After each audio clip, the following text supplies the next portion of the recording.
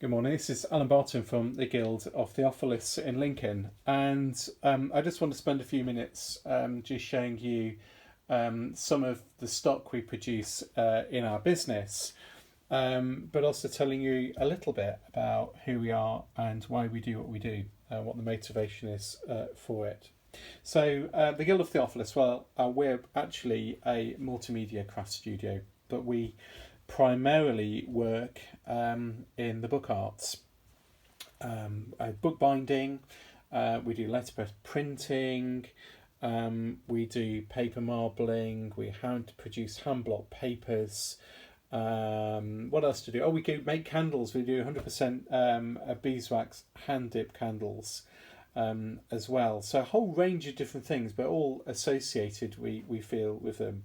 I'm an art historian by background, and I've worked in institutional libraries, including for a time in a fabulous library in Wales. And that's really what got me interested in books in the first place, but in bookbinding in particular. And I started bookbinding really as a bit of a have a go hobby, really. I was fascinated by books and how they were produced. So I started having a go, reading as much as I could, getting a little bit of advice, and I started producing my own replica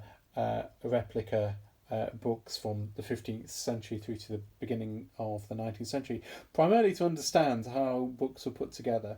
No, the result of that is I'm now working full time, running the Guild of Theophilus, producing stuff I really love. So, in terms of the books we produce a range of books from based on prototypes from the 15th century right through to the 18th century, and I've just got a selection of some of these here for you.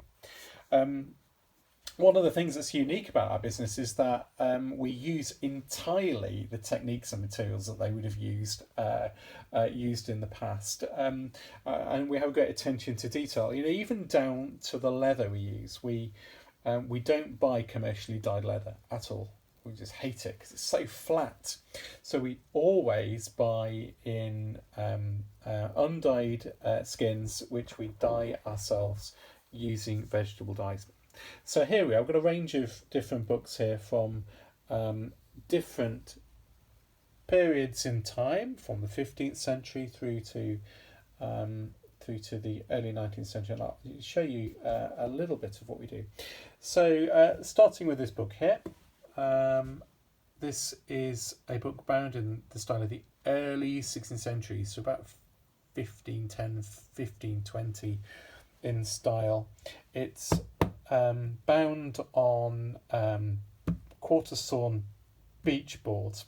It's covered in leather, which goat skin, which we've dyed with sappanwood, which is a wonderful but very authentic colour for that period. Next to it is a book of a similar vintage in style, in this case bound in wooden boards, quarter sawn beech, with a calf spine, and the leather here, the calf leather, has been dyed with oak bark, and that's been over dyed with ferrous sulfate copperas. So those from the early 16th century. Moving into the 17th century, we produce work like this here. Just pull the camera out for a little bit. Again, dyed sappanwood red Morocco, so goat skin, which is polished and then gilded with 23 carat gold using antique tools. In the manner of a binding of around 1670, a restoration binding of about 1670. On the other side here, a binding intended to look of a similar vintage to the last one. Goatskin, Morocco goatskin again, which in this case has been dyed with iron gall ink and gold tool. That's all high-end stuff, but we also do lower-end stuff. Now, if you'd have gone into a stationer's or bookbinder's bookseller's shop in the late 17th or early 18th century, and you were on a bit of a budget, this is the sort of binding you would have asked for. What is known as a Cambridge style binding. You know, this style of binding was common between 1690 and 1740. It's bound again in full goat skin, but it hasn't got particularly elaborate treatment. It's a panelled binding, and you've got its panels defined by blind tooling and then sprinkled with copperas to give that wonderful mottled effect. So that's your mid-range stuff, and then we also are really interested in producing stuff from the lower end of the commercial price range in the past. So we cover books using block printed papers and marble paper and paste paper too. Now these wonderful gaudy little books here, I just love them, absolutely fantastic. Are bound in a paper that is a reproduction of a paper I found in a library dating from 1770. And these little books here are almanac style bindings. They're bound as soft backs with a very simple link stitch using handmade paper. And were the paperback of the late 18th century. Very few of them survive. They do survive in some institutional libraries. Very few of them survive because people had them rebound, generally speaking, at some stage. But we've reproduced those. It's very labour intensive producing these papers. They're printed by hand from a block, and then I hand stencil them. And next to them are some similar books which have a block paper, again in style of the late 18th century, which is printed with pigment paste from a lino block in this case. And we do these in a range of colours. Again, these are the lower end of the scale, so these are little pocket books or journals, really, and we've covered them in the block printed paper, but we've also used recycled materials in these, so very common in this period. So we've got spines that are made of reclaimed parchment, and if you open them up, we have paste downs which are made of original 18th century paper. I absolutely love those. So we also do paper marbling, and we produce books which we then cover with our own hand marbled paper. We do things like portfolios too. So these are bound in cloth, and in this case using a Dutch curl or French curl paper, which in style dates from the 18th century, which we've produced in our own marbling studio.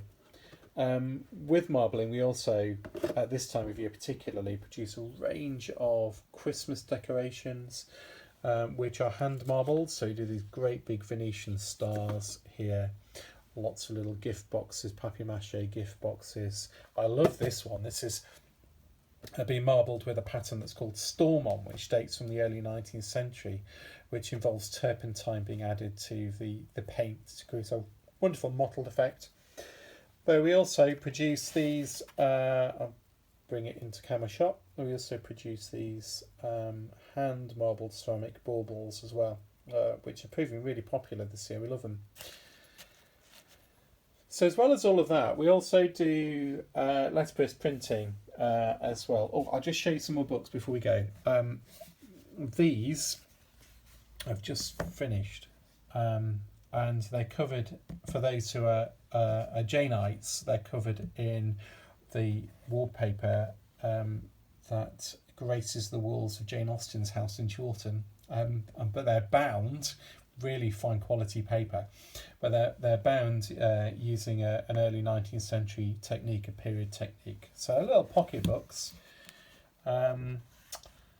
lovely, really soft laid paper, but they've a very plain spine you see here, but they're bound in such a way that they open flat to write in. Are gorgeous, absolutely love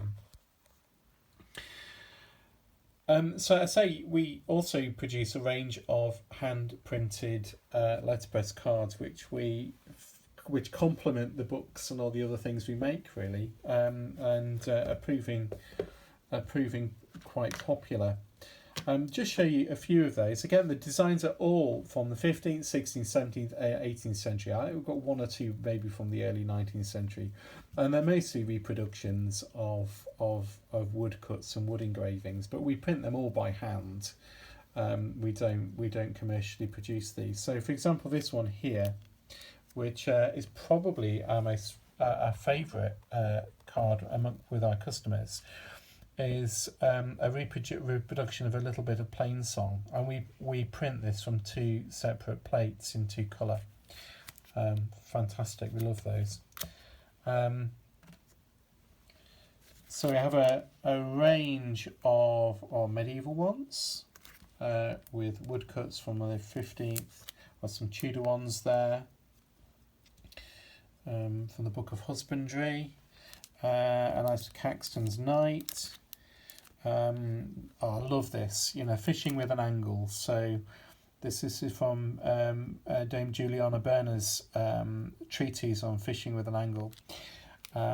We have this great pair of rabbits here on this Parisian printer's mark.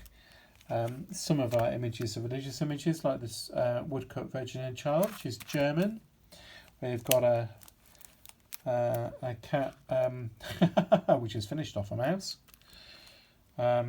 We've got the Five Wounds, which are a very popular 15th century and early 16th century pious image from Catholic England. Of course, the banner by which the pilgrimage of grace was led. We've got a hunter and a huntsman. We've got Richard Pinson's image of Tudor London, London in 1510 there. And then we do a few 17th century cards. So we've got Matthew Hopkins, the Witchfinder General there, and this wonderful image of cavaliers and roundheads with their dogs. Some of the cards we do are hand coloured, so these mandrakes. Any Harry Potter fans out there? There's some mandrakes. Again, early 16th century, and we do these satirical cards with recipes for the gout and for hair growth and things like that. I think these were really popular when we had our shop in Norfolk. And those, and we have Thomas Bewick's hair there as well. So a range of those. Alongside those, I'm not going to show you these now, but alongside those we also do a whole range of commercial cards too. Again, all with historical images, stuff from the 19th century, like images from by Augustus Welby Northmore Pugin. We do some Hogarth's cards. We do his. In fact, have I got some up here? If I just come onto the wall here, you'll see some of these. We've got some Hogarth's. We do a range of Christmas cards each year with both Victorian and medieval images on them. We do cards based on some of Pugin's designs, and this year we have done a couple of cards from of John Leech's images from A Christmas Carol by Charles Dickens, which we think are absolutely great. And I think that is about it. Thank you for taking the time to watch our video, and thank you to all our customers this year who have been so kind in supporting our business.